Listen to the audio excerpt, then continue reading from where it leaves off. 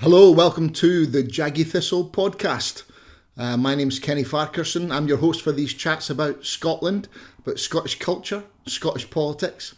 We're on Scottish politics today, and we're talking about Nicola Sturgeon's new book. Nicola Sturgeon, former SNP leader, former First Minister of Scotland. Her memoir called Frankly is out on Thursday, being released at the Edinburgh International Book Festival. I'm going to talk about it today. I had early sight of this book. As a staff member of the Times, I had a look at it last week because we were serialising it in the Times and the Sunday Times over the weekend. So I had a chance to absorb it and kind of stand back a little bit and watch the furore this week that's been caused by the serialisation and various leaks and as the stories have come out. And I think it's pretty plain from what we've seen in the last few days that Sturgeon was correct to conclude that she was too divisive a figure to be an effective First Minister anymore. And that's the reason she gave for her resignation as First Minister, because the amount of vitriol this week has been extraordinary. You know, I cannot think of any other politician in Britain who is hated as much as Nicola Sturgeon. And I don't use the word like hate lightly.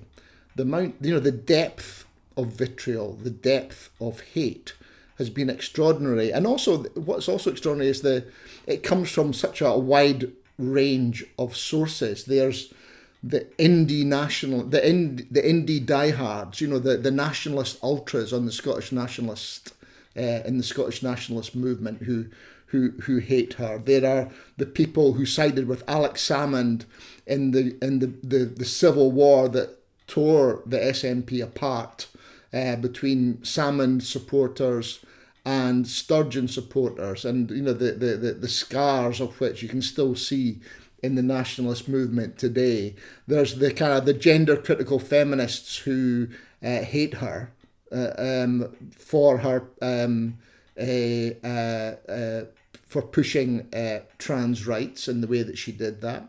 There are simple plain garden variety misogynists who tend to hate all women in positions of power. There are simple social conservatives and big and small c conservatives who do not like her politics. There are some overlaps in these categories. I'm sure you can draw your own conclusions as to what overlaps you can see or what you can recognise there. But the cumulative effect of this is quite extraordinary, and social media has been a midden in the last few days. I haven't seen it this bad for a long time. And the book is set off a couple of dozen little fires across the Scottish moorland, which are raging as we speak. And each of them is this book is full of great stories. There's a candour in this book, and a willingness to settle scores that has produced a lot of great news stories. But that's not what I'm going to talk about today. It's not what I want to discuss with you. Because I had this book last week, I've had a chance to read it and absorb it a little bit more than many of my colleagues who are just looking for news stories.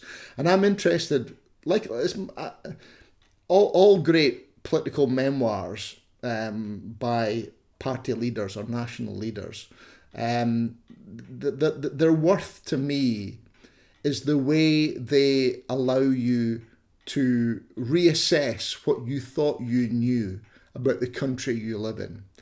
And this book does that. And it does it on a number of levels, but I want to talk to you about what it does on the subject, which is perhaps the defining issue in Scottish politics, and that's Scottish independence.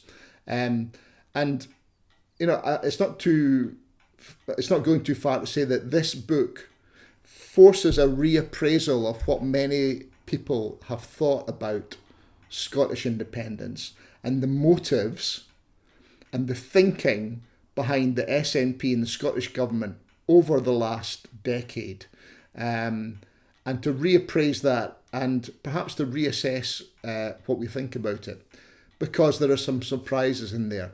And I think, this is particularly good, if we stand back from this a little bit, this is particularly useful because Sturgeon has always presented two different faces on the constitutional question. There was the very reasonable Nicola, okay, the one who would go to book festivals and say that she was kind of uncomfortable with nationalism, and the very, very presence of the word national in the name of her party, the Scottish National Party, was problematic. And then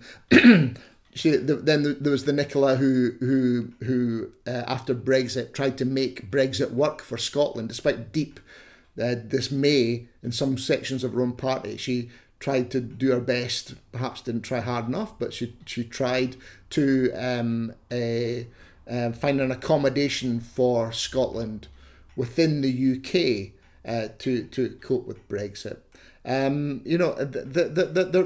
There's a reasonable Nicola there. But there was also another side. There was a kind of unreasonable Nicola as well. Okay, there was the Nicola who, when she stood up at SNP conferences to make her speeches, would say, "My fellow nationalists," and you're going, "Hold on, wasn't she just saying a wee while ago that she didn't believe in this kind of stuff?" And as referendum minister, she killed off the Alex Salmond's idea that there should be another option on the referendum paper in 2014 for Devo Max, for a kind of a greater autonomy for Scotland within the United Kingdom, which was a core part of Salmond's thinking.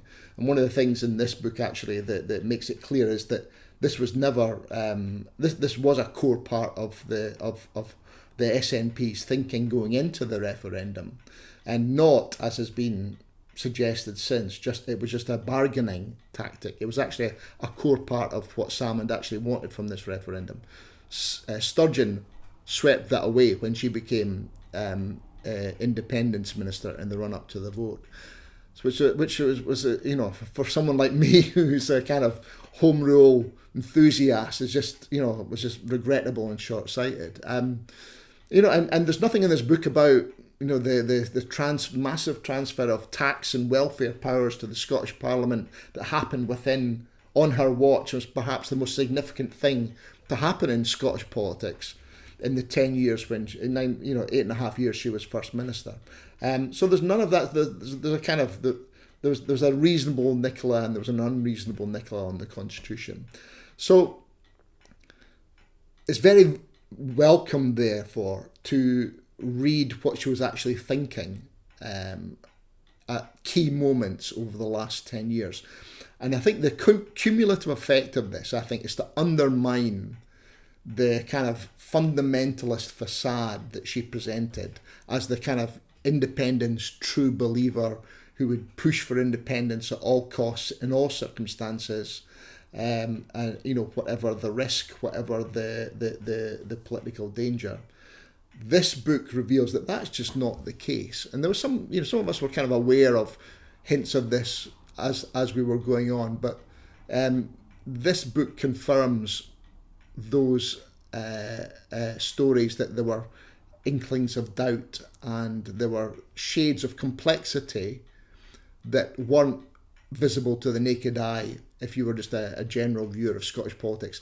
And I want to talk about three of those, okay? I want to talk about three key moments in the independence story in the past 10 years that we now have to re-examine in the light of this book. And the first is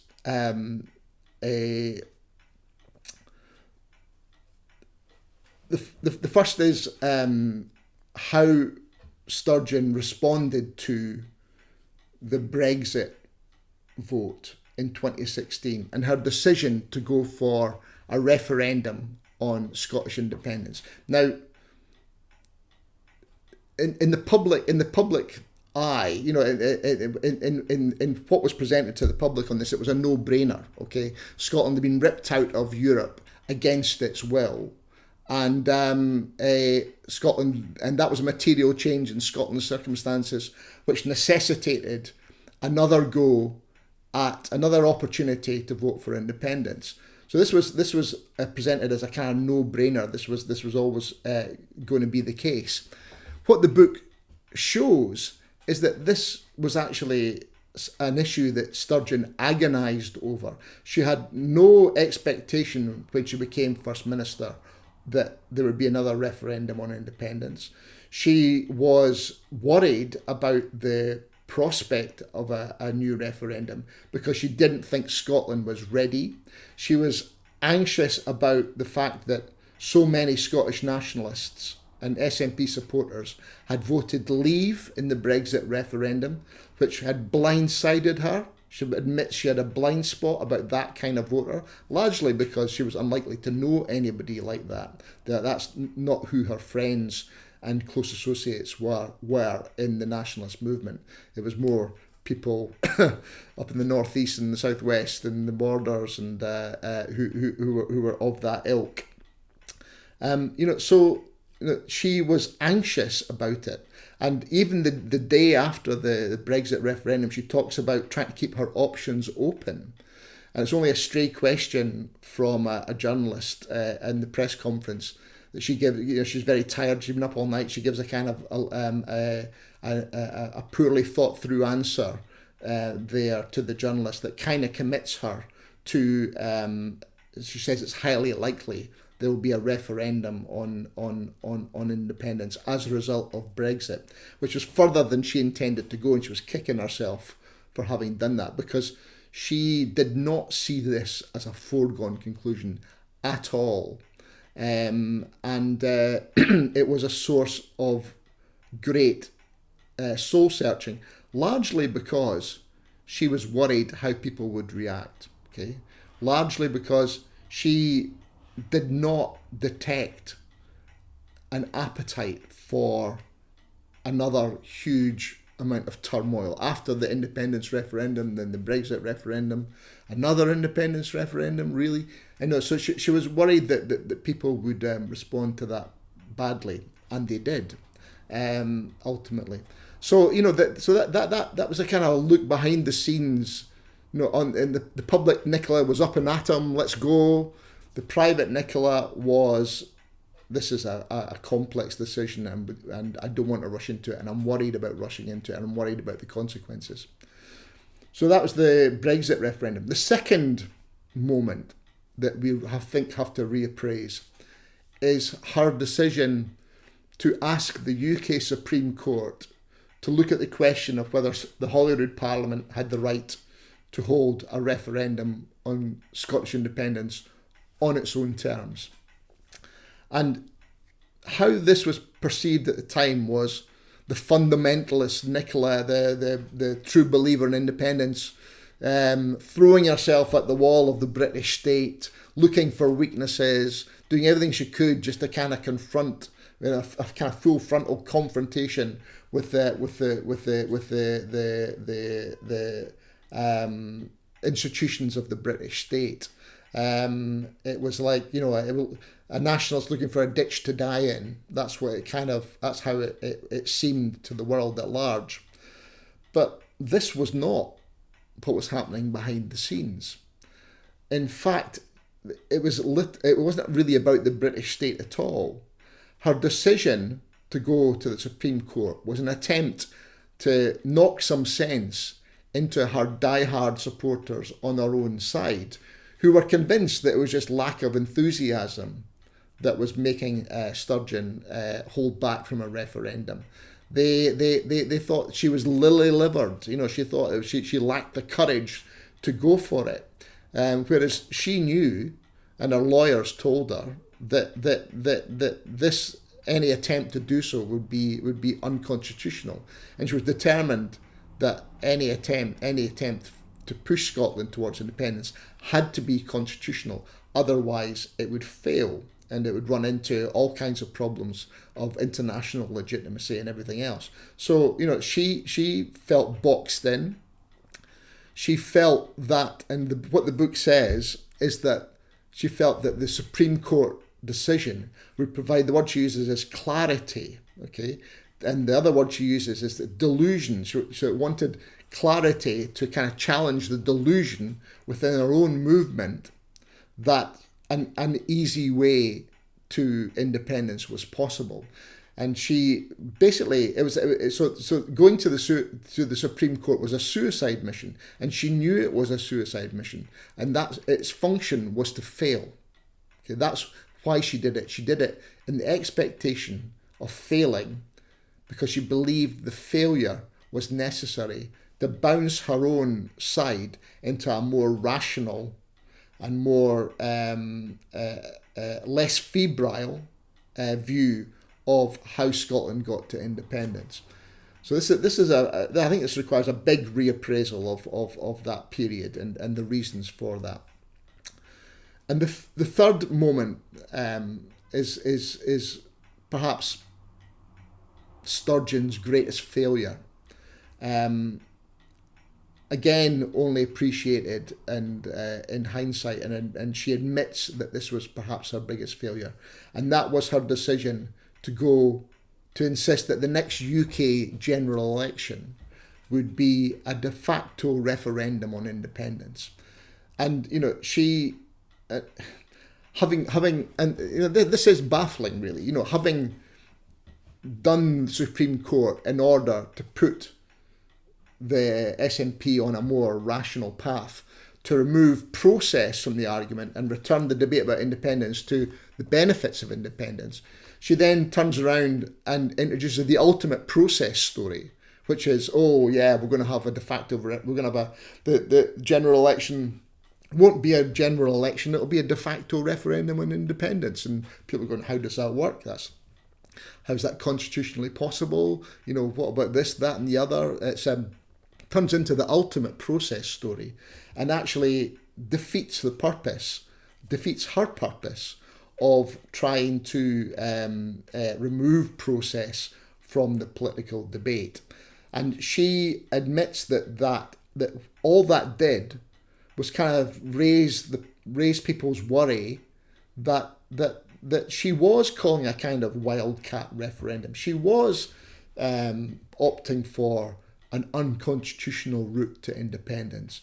She was actually throwing herself at this brick wall once again, and she recognizes that that's a mistake. She says that it was primarily because she was looking for a snappy way of communicating this idea, and de facto referendum was the phrase that she chose. She didn't think through how people would react to that and how people would interpret that, and she says this was her biggest mistake, which is perhaps my biggest mistake. So I think that's the three biggest moments on independence in the last decade: the decision to go for a second referendum after Brexit, the decision to go to the Supreme Court, and the decision to make a de facto referendum, to put that at the heart of independence SNP strategy. I think on all three of those, we now have to look at those afresh in the light of this book, and understand them in greater as more complex than they looked at the time. That they had different motivations than was apparent at the time, and basically the book offers an understanding of our recent history that makes it much more comprehensible in human terms. It kind of takes it slightly away from the ideological and the constitutional, and makes it more comprehensible in human terms, and looking at the politicians leading the country and how they assessed the situation and how they dealt with it, and looking at how Sturgeon left politics. And as I said, that that she was justified in thinking that she was had become too divisive a figure. That's clear from what we've seen in the last few days. And there were also other things. I mean, the trans issue had just become a shit show. She hadn't thought that through, and she had a bit of she was a bit tone deaf to some of the criticisms of her. She was clearly losing energy and losing enthusiasm for the job, especially after COVID, which took a lot out of her. So, kind of the trans issue, the issue with Operation Branch Form, which was the police investigation into SNP finances, in which, she and her husband and the SNP treasurer were embroiled. She was ultimately acquitted, not acquitted, the charges against her. There were no charges put against her. And she, there was no proceedings against her. That was obviously an issue at the time.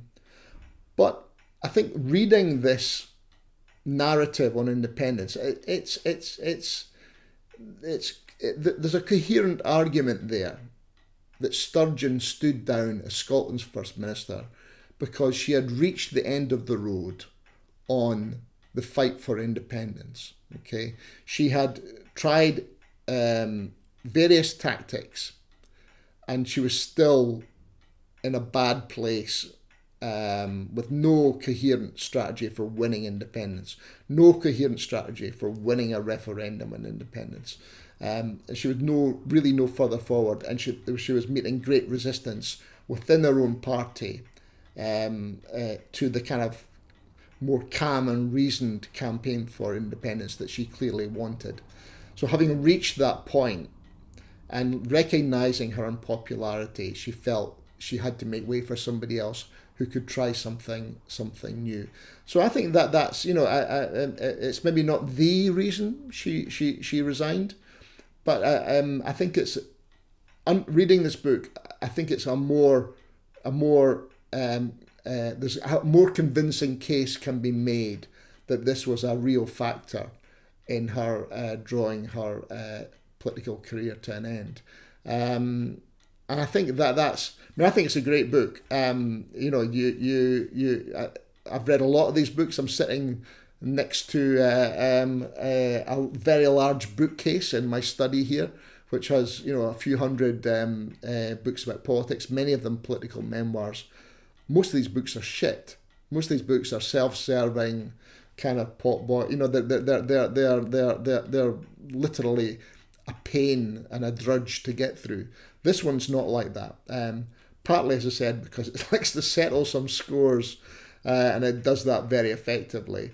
But there's a degree of candour there that's very rare in a book like this. So the debate will continue, I've no doubt. This is a book that's, as I say, a few fires raging, and they will burn for some time yet. Let me know what you think about what I've said.